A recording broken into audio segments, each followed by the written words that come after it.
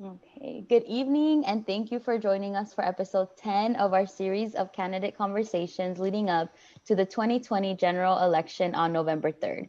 Tonight's event is honored to be hosted by the UC Merced Community Engagement Center and the Office of Government and Community Relations. My name is Lizeth, my pronouns are they and them, and I'm a fifth year student majoring in political science and sociology, and I'm really excited to be moderating the discussion this evening. During this series, as we sit behind our computer screens hearing from the candidates that hope to help build our community's future, it's clear that we are in unprecedented times. Due to the pandemic, we can't gather to engage in healthy debate and discussion like we normally would. So we felt it was important to find a way for members of our community at UC Merced, including students, faculty, and staff, to engage with the candidates running to represent them. This virtual format allows the UC Merced community to invite our friends and neighbors to join us in the discussion from the comfort of home. So we welcome you all. And please be sure to let your local family, friends, and neighbors know they are welcome to join us for upcoming sessions if they miss this one. Additionally, if you're eligible to vote, please be sure to remember to register or make sure you're already registered to vote by visiting registertovote.ca.gov. Before we get started, let us pause and acknowledge all local indigenous peoples. Merced resides on Yoku and Miwok land. We acknowledge the Yoku and Miwok, the native inhabitants of this land. We embrace and respect Yoku and Miwok's continued connection to this region. Thank you for protecting and nurturing this land. Let us continuously acknowledge we live, work, learn, and collaborate on Yoku and Miwok traditional homeland. We will now take a moment of gratitude and pay our respects to the Yoku and Miwok elders and to all Yoku and Miwok peoples.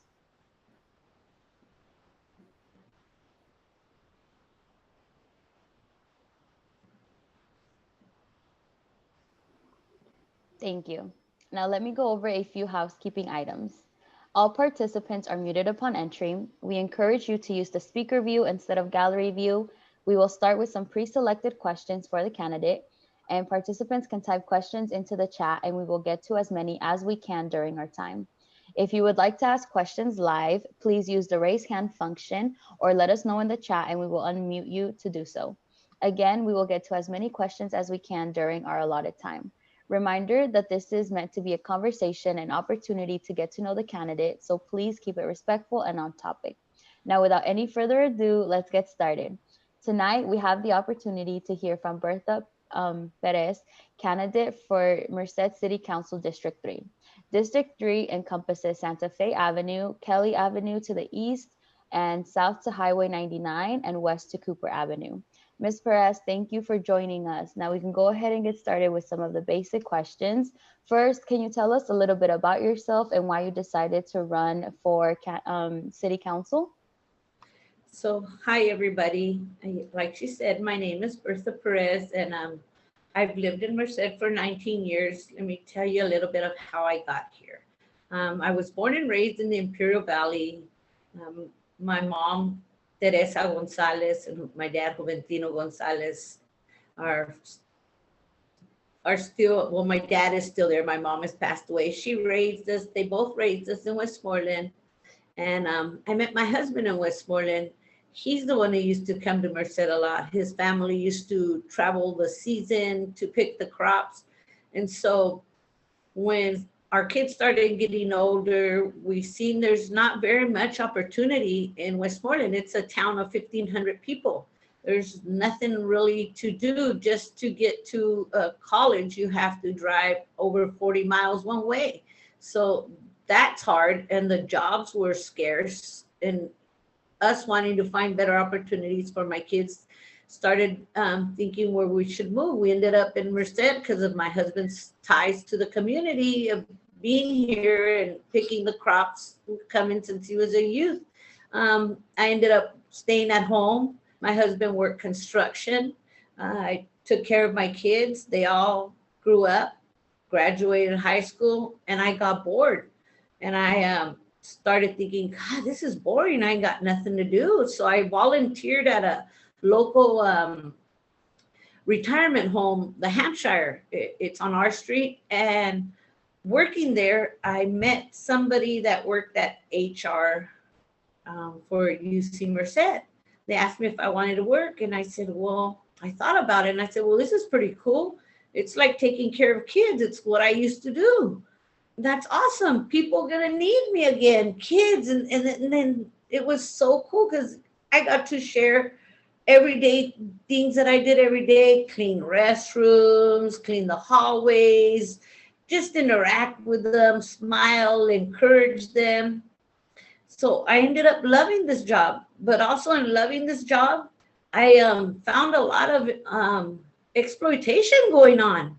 Um, and that made me want to get involved. Like, how do I keep this job? I got good health benefits, I got some decent pay.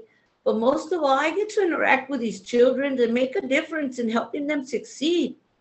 How am I going to manage to be able to work at the UC, because those buildings are big. There's not enough custodians in those buildings to clean them all properly. And so I got involved in the union and I started improving working conditions. And I seen the power of collective bargaining that it can do. It changes people's lives. To be able to have a livable wage while raising your children is very important. And that made me want to be able to do it some more and more and more. And then I ended up getting elected to our bargaining team. And we went through a contract fight, and I helped bargain a big contract for 27,000 people within the UC system, $1 billion contract. And that made me want to do more, enforce the contract. So I ended up getting elected to our executive board for ASME. And in getting elected to the executive board, you start seeing how things are run, how budgets are formed, how contracts are won. And it just made me want to get involved more, because doing for others feels good. It just felt good. And so now I just want to do it for the people in Merced. I think, let's listen, I've always been a person who stands up for others and my coworkers. So now I want to stand up for people from Merced. And that's the reason for me running. I think for far too long, there has not been anyone on the city council that I can think of in my 19 years here that has had a tie to regular working people. I'm regular. There's times when my husband there wasn't work, and I had to find a way to balance our budget. Those are skills that you learn by living, and we need somebody on the city council that can identify with those type of people.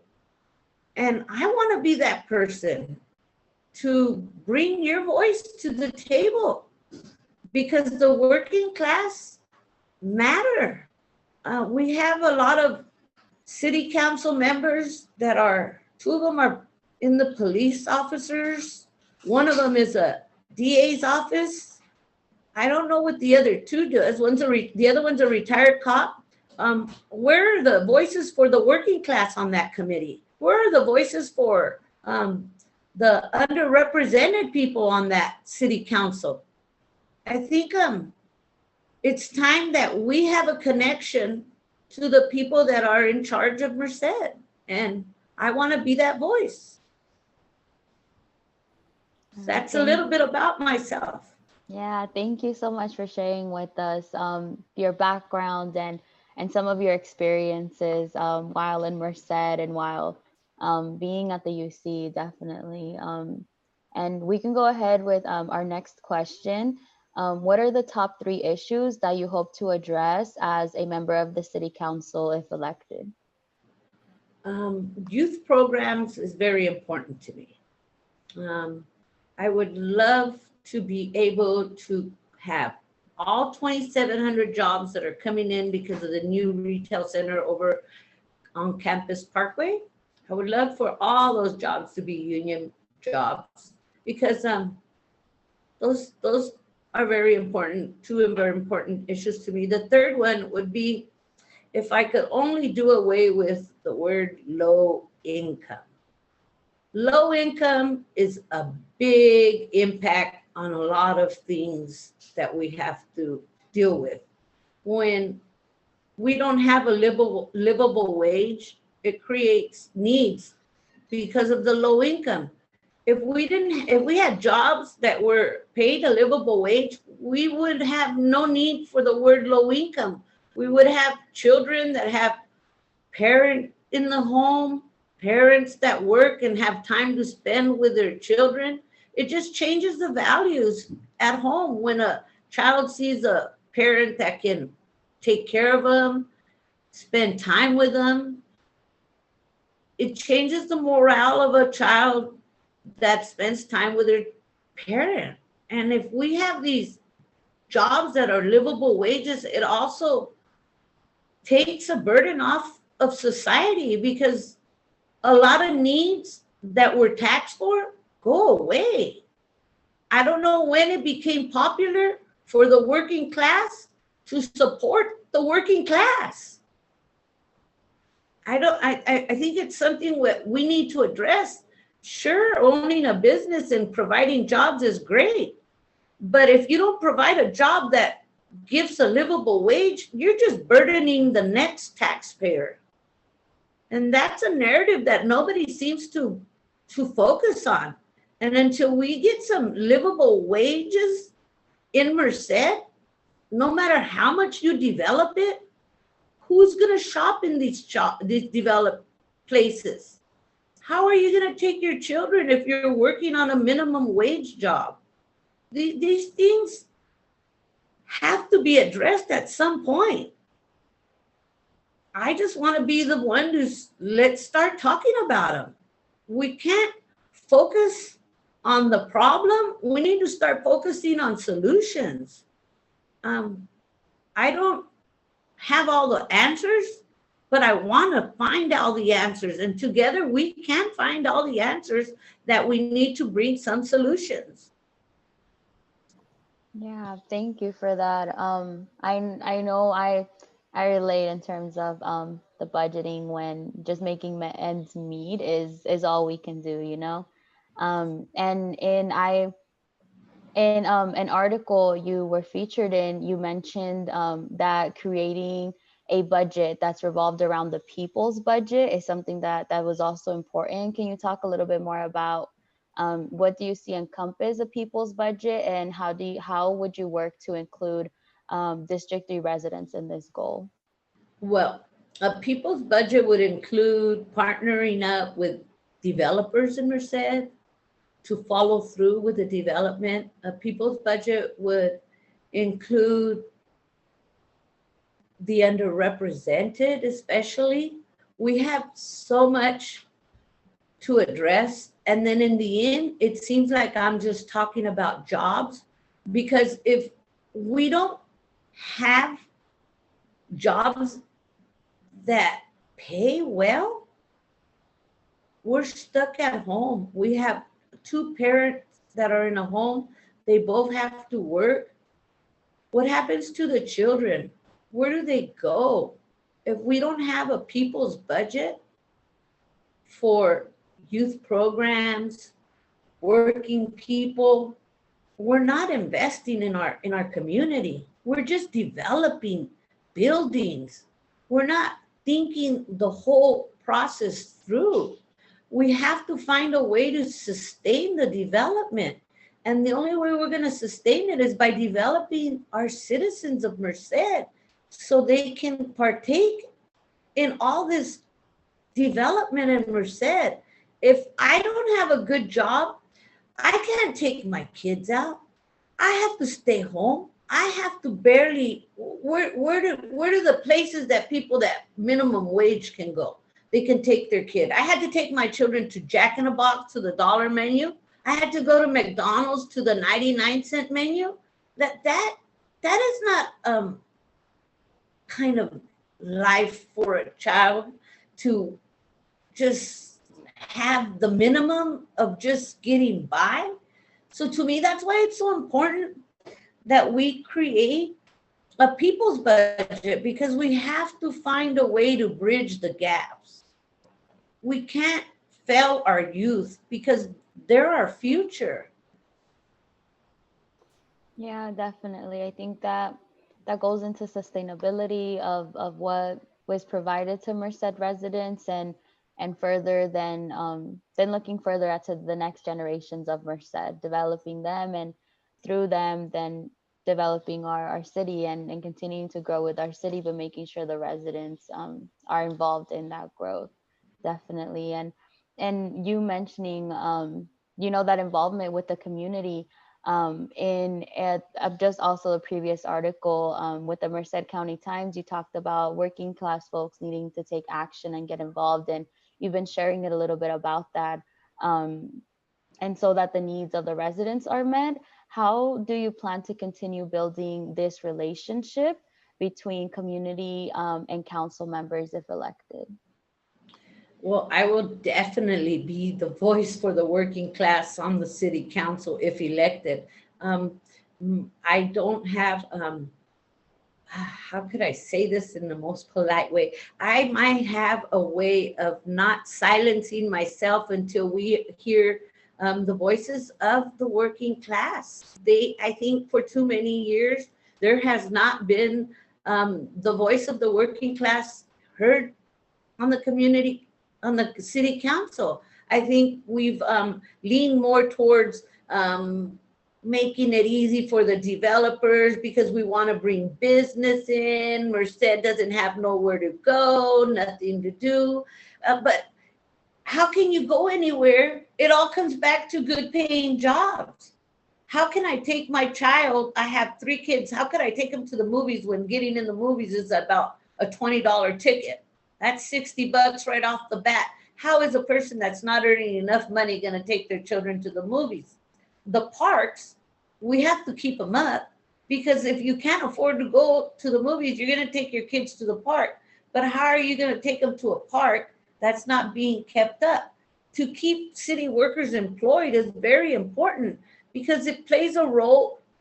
When you can't take your children places, you have to take them to the public parks, to the bike path. Those things are very important to me. We need to keep them up, keep them well lit.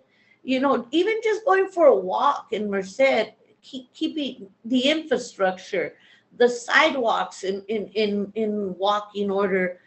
Those are good things, engagement too, because those are part of being in a community. Yeah, definitely. I you talk and you mention about like the parks, and that relates to the public structures within Merced, and you mentioned something that a lot of residents have expressed before, which is the darkness when in the streets and the bike trails when folks are just walking, or I know as you see students, sometimes the lighting on certain streets when going towards the bus stops, but further than our campus, I know that extends into city residents, in relation to the public structures, and the things that we need and how we need to improve the roads and the bike trails. What are some steps you would take to make sure that city council is working towards those specific needs with the parks, and trails? So with the new retail center that's coming in, I know that we're going to have $6 million extra. Those $6 million, I'm going to make sure go to infrastructure, youth programs, because why wouldn't we invest in making sure that our kids get to school safe, that they walk on sidewalks, that their feet aren't all muddy when it rains?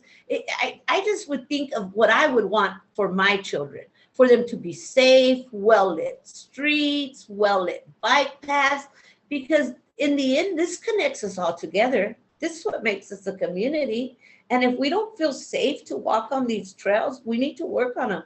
I know that I want more lighting in them because there's certain sections that I don't feel safe walking in, and I wouldn't want to go walking alone. So I would want to make sure that those extra $6 million that are coming in because of the new retail center get used for those things. I don't think that we should have to pay an extra TOT tax to generate revenue for these things when we are already going to have a $6 million surplus because of the retail center that's coming in. Yeah, definitely. Thank you so much. Thank you so much for that and for sharing that with us. On the You mentioned like safety and wanting to feel safety, and that goes into our next question of when you think of public safety, you mentioned a little bit of, what that means, but how would you work to improve public safety measures? And what do you think public safety extends into?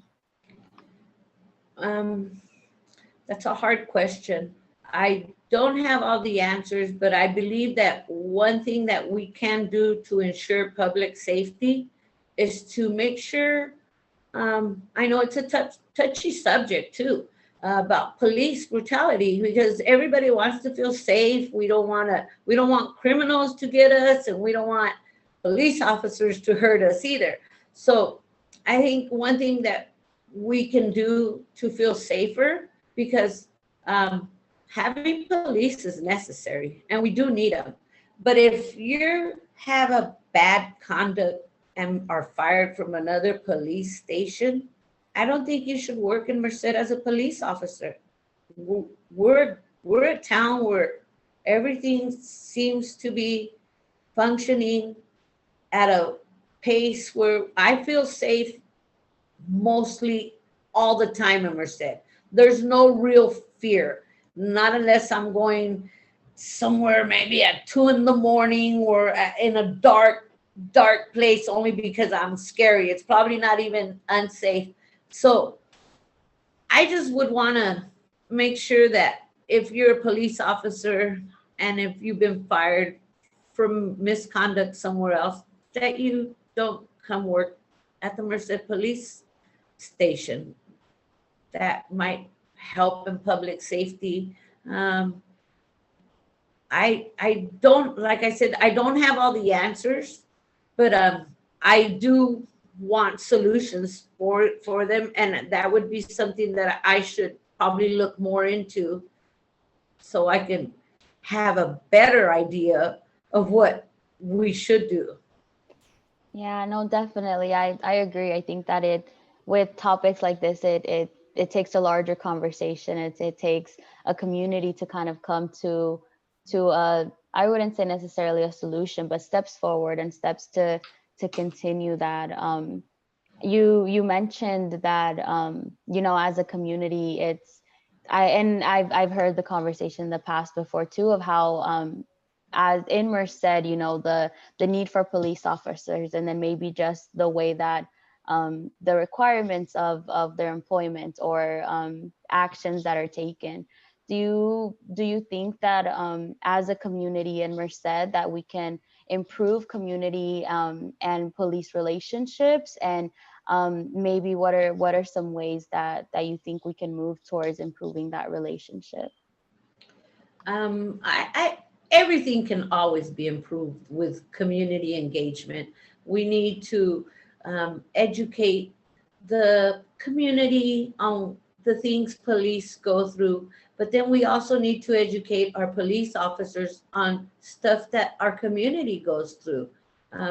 It's more of a conversations that we need to have and engage with each other, because with conversations people change.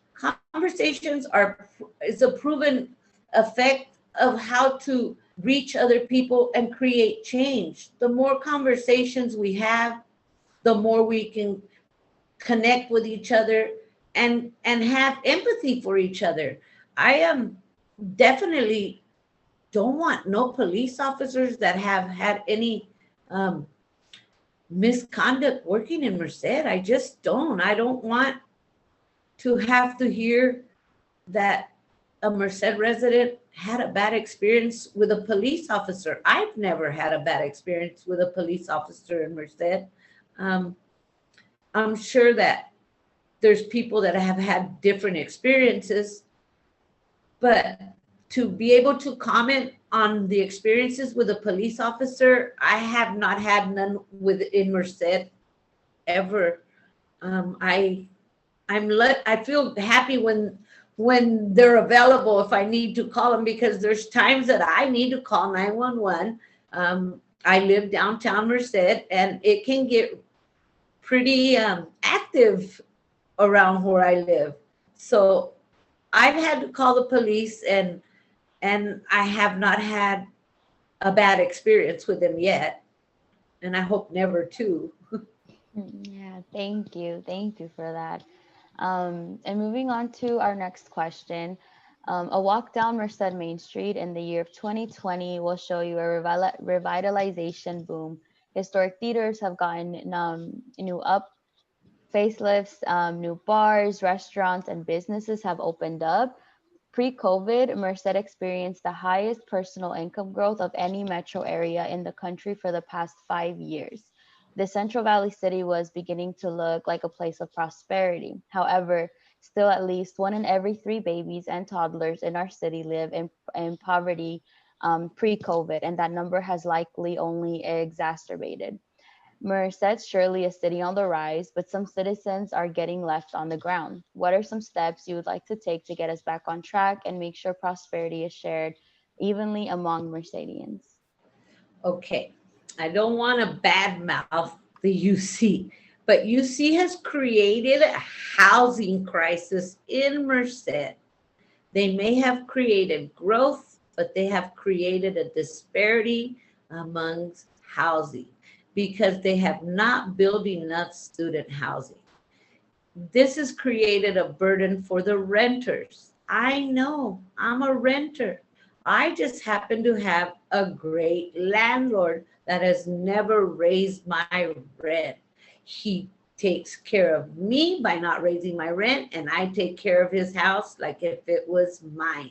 He knows that he can come in and he doesn't have to worry about anything being destroyed in his house. And I know that I can live comfortably because he's not raising my rent. And those are things that we need to take care of, because if we don't build enough housing and hold the UC accountable for the impact that has created to the residents of Merced, how can you profess to be a pillar of the community who has come in to create this great change? You can't come into a city, create an impact, and not address it. Let's be realistic. We want the UC, but we also want the UC to be responsible for the impacts it creates to the residents of Merced. Not everybody is as lucky as I am to have the landlord that I have. There's 2 bedrooms for 1,200. Where it's the worst part of Merced, and you want to charge the most because there's a housing crisis because the UC created it.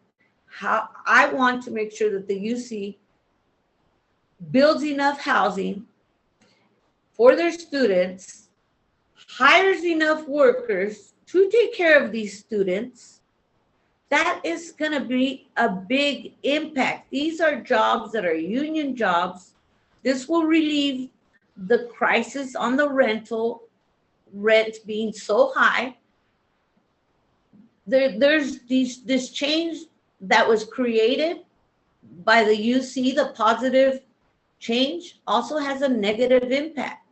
And that is my priority for Merced, because if the UC holds itself accountable for the negative impact and creates positive change, it will alleviate the crisis we're in right now. I do relate as a student in terms of the housing. I know that um the housing availability has impacted a lot of folks in terms of when looking for renting and looking for affordable renting, as students and as the population makeup of UC Merced, with first gen students, that's an issue that I think it definitely overlaps, and it's felt by the entire community. It's felt by students and by residents as well.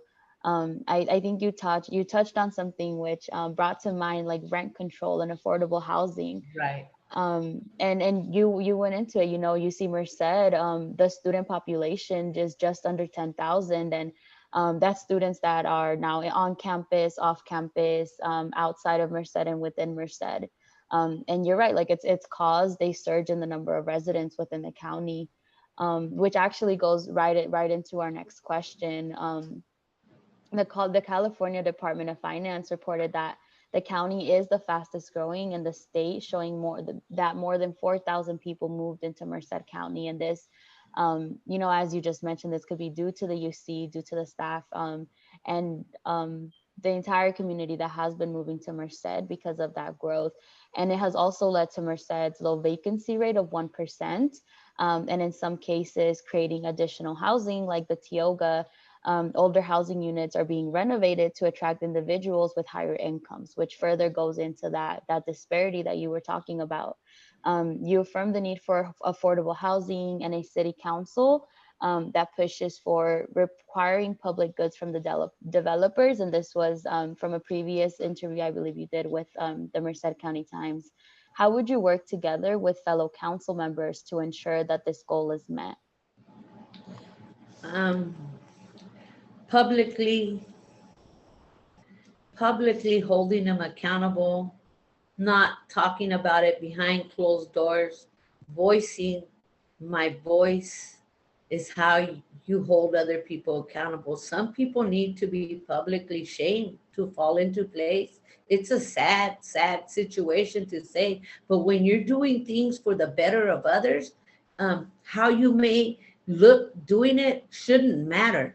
What should matter is that you're doing the good deed for the community, because in the long run, the community doing well is more important than what other people think of you.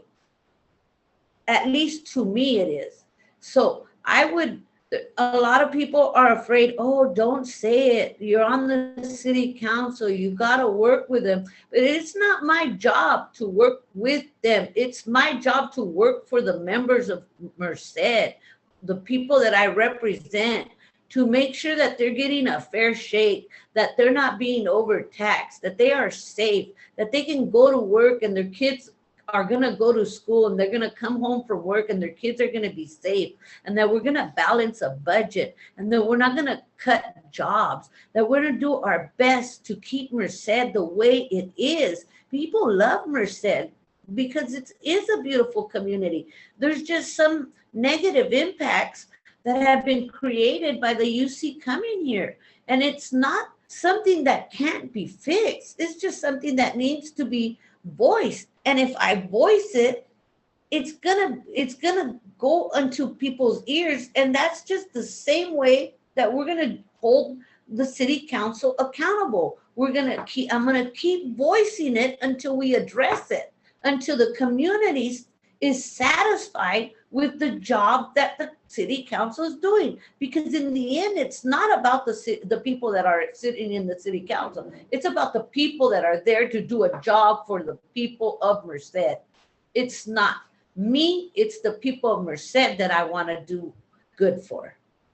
I've done this. I've done cared for everybody. I always care for everybody. It makes my day happy when I see people succeeding, when I see somebody struggling, have to struggle a little less because of a word that I may have said. It's a beautiful feeling. And it's my passion. So given the opportunity, I want to be able to help people from Merced. Yeah, definitely. Thank you. Thank you for sharing that with us. For folks, I just want to say a quick reminder that if y'all have any questions come up at any point during this, you can send them into the chat, or raise your hand and you can ask it live. And at any point, if you all are comfortable doing so, um, thank you for that, Ms. Perez. We'll go ahead and move on to our next question. According to a group of homelessness service providers and advocates, the Merced County Continuum of Care, there were over 600 homeless individuals living within Merced County in 2019. This is an increase of 93 people from just the year prior. Understanding that this is a huge issue with lots of organizations putting effort into it. In your view, what is the city council's role in addressing this issue? Well, I know that there's a new navigation center coming in, and it's going to be 75 beds. It's 15,000 square feet. It's going to have 4 separate dorms, and men, women, and couples are going to be taken in place for pets. And this is a program that Adam Gray helped bring in, and this program, I think that we need to see if it works, and if it works, we need to do it again. We need to start addressing the homeless issue, but we also need to remember that the homeless issue is a bigger issue than for one person and for the city council. We're going to need a lot of people to help in the homelessness problem, but the navigation center is a start. And if it is successful, I say we do it again. Okay, thank you for that. We did have a question come in. In your previous response relating to Merced residents or holding city council accountable, what are your views on how this is possible? I know you mentioned having the views and the needs of the folks up come to city council. And would you say that voicing the concerns is the first step? Are there any additional steps afterwards? It is possible. Believe me, I've been on a negotiating table with very smart, powerful people. The University of California has these top-notch negotiators. And when you start holding them accountable, and when you start negotiating with them, it's just an acquired skill. I can't explain it. It's just something that I know how to do well. And you will negotiate and hold people accountable until they come around. It's unexplainable to me because I don't have a formal training, or did I go to school to do this? This is just something that I learned negotiating the contract. When you start talking about things, people are embarrassed to do the wrong thing behind closed doors. People can do and say whatever they want. But if you're in the same room behind closed doors with me and you're not telling the community the truth, Bertha's going to come out from behind those closed doors and is going to tell the community the truth. We're going to hold people accountable for what they do and what they say. There's not going to be no secrets while I'm sitting at the table. Thank you. And thank you for your further answer into the accountability to city council.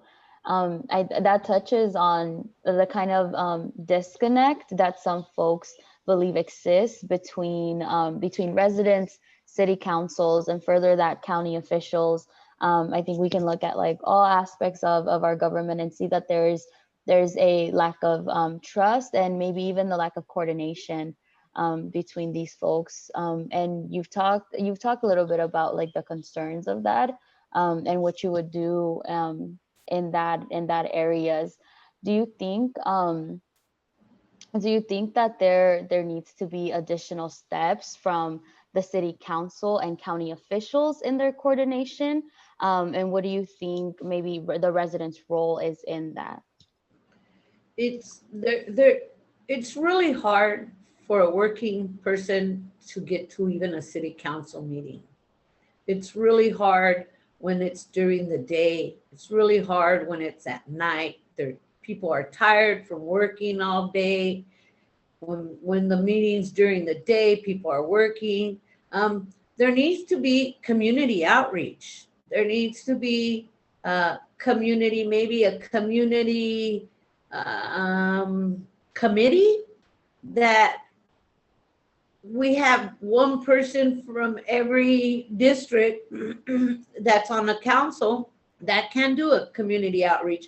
I know that when there's so many people to reach, in my past experience, we form little committees to be able to be able to reach certain members like that, because it's impossible for me to talk to everybody.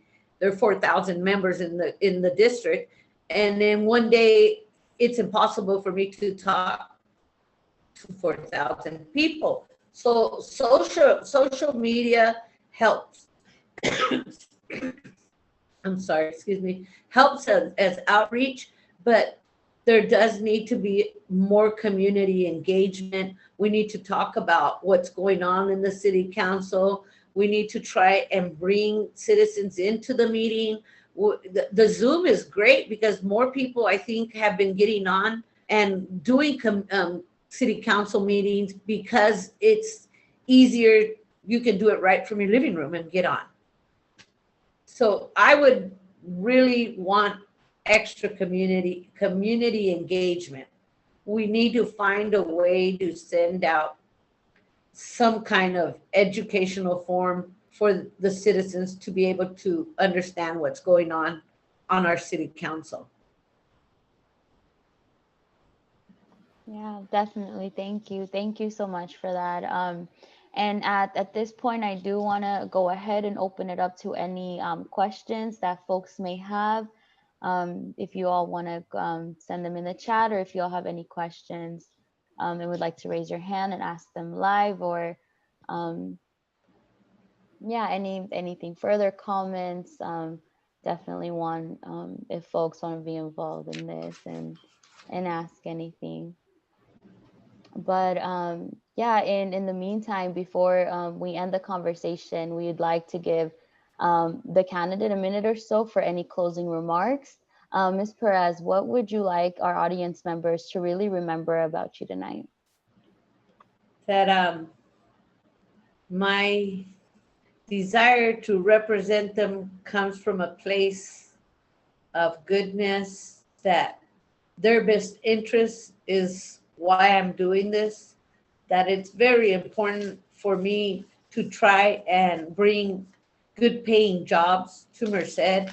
It is my biggest goal to bring good paying jobs to Merced. I think far too long there's been no one really on the city council that is trying to bring the underserved to the forefront. I think it's time for people that are blue collar workers to be respected and treated with dignity. Not everybody goes to school and gets a degree, but everybody that has a job should be respected and treated with dignity, because there's honor in having a job that pays a legal wage. I think that together we can make a difference. And if given the opportunity, I want to be able to bring change to Merced, change that's overdue. I really want to be able to help others do better in life. I want to make sure that we balance the budget. Because of COVID, it's not going to be easy.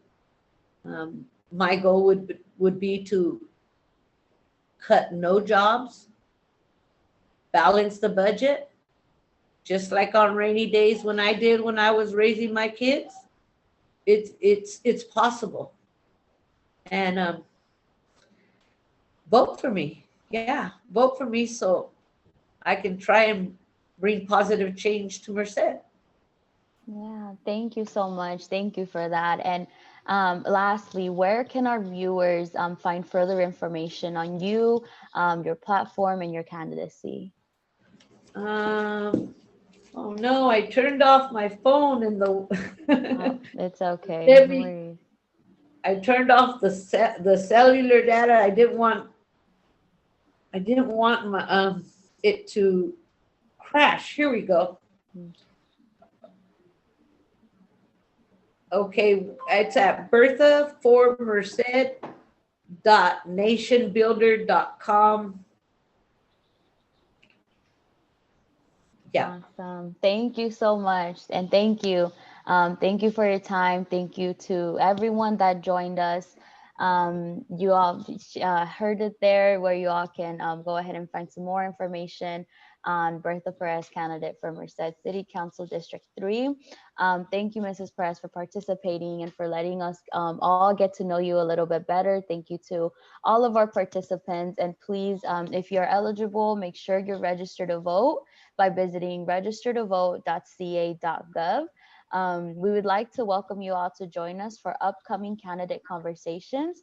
Our next one will be tomorrow, October 15th, with City Council District 1 candidate Joel Knox. You can visit events.ucmerced.edu for future dates and candidates. Thank you all once again. We'll go ahead and wrap it up, and we hope to see you all next time. Thank you all for joining us. I Thank you hope you all have a guys. good night. Everyone, have a good Good night. night. Thank you. Thank you. Great job, Lisette. Thank you so much. Thank you. I was running out of questions. I know. I was trying to think of questions and see if anybody would ask one, and it was like, oh, Yeah, it's but okay, you know. yeah, it's okay. I wish I would have I wish I would have had the document of like previous questions to